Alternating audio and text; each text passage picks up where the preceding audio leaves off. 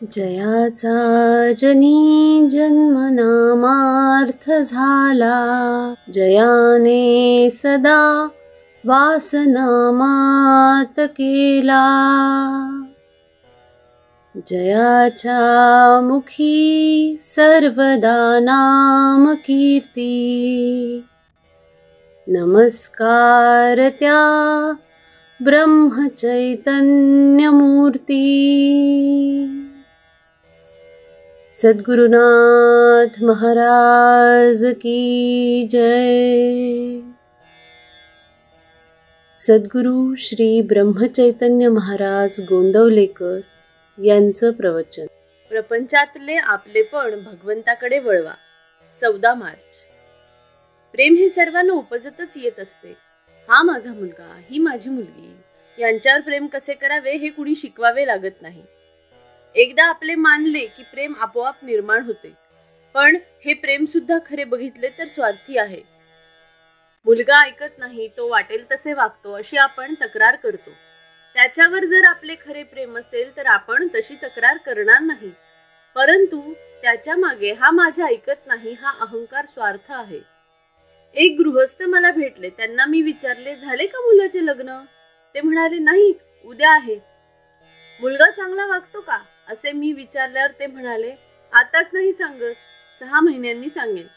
स्वार्थाचे प्रेम इतके अशाश्वत आहे. मला सांगा, अशा स्वार्थाच्या प्रेमापासून सुख कसे लाभेल? प्रपंचात आपण केवळ कर्तव्य बुद्धीने वागावे.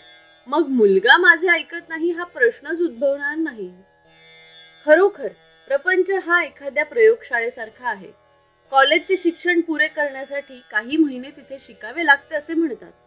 त्या प्रयोगशाळेतून काही उत्पादन काढण्याचा उद्देश नसतो, फक्त मुलांना शिकविण्यासाठी त्याचा उपयोग होतो. तिथं सर्व काही शिकून घ्यायचे असते. ते किती उपयोगी पडेल, त्यापासून किती फायदा होईल याची अपेक्षा ठेवायची नसते. त्याप्रमाणे प्रपंच ही परमार्थाची प्रयोगशाळा समजावी. आजपर्यंतचा आपला अनुभव पाहिला तर आपण केले असे थोडेच असते. म्हणून परिस्थितीबद्दल फारशी काळजी न करता आपण आपले कर्तव्य तेवढे योग्य रीतीने करावे. आपल्या वृत्तीवर परिणाम होऊ देऊ नये. प्रत्येक गोष्ट घडायला योग्य वेळकाळ यायला लागतो. तेव्हा कर्तव्य बुद्धीने वागून काय ते करा आणि भगवंता, हा प्रपंच तुझ्या इच्छेने चालला आहे असे म्हणा. म्हणजे आपोआप भगवंताचे प्रेम लागेल. प्रपंचातले जे आपलेपण आहे ते भगवंताकडे वळवा. घरातल्या मंडळींवर निस्वार्थ बुद्धीने प्रेम करायला शिका. म्हणजे परमार्थ आपोआप साधेल आणि आपलेपणा भगवंताकडे वळविल्यामुळे भगवंतावर प्रेम जळेल. याकरिता काही वेगळे करणे नको. हा आपलेपणा निर्माण होण्यासाठी भगवंता वाचून आपले नडते ही भावना झाली पाहिजे. याकरिता आपण त्याच्या अखंड सहवासात राहण्याचा प्रयत्न केला पाहिजे. त्याच्या नामस्मरणानेच ही गोष्ट सहज शक्य आहे. वाचलेले विसरेल, पाहिलेले विसरेल, कृती केलेली विसरेल, पण अंतःकरणात घट्ट धरलेले नाम कधी विसरायचे नाही.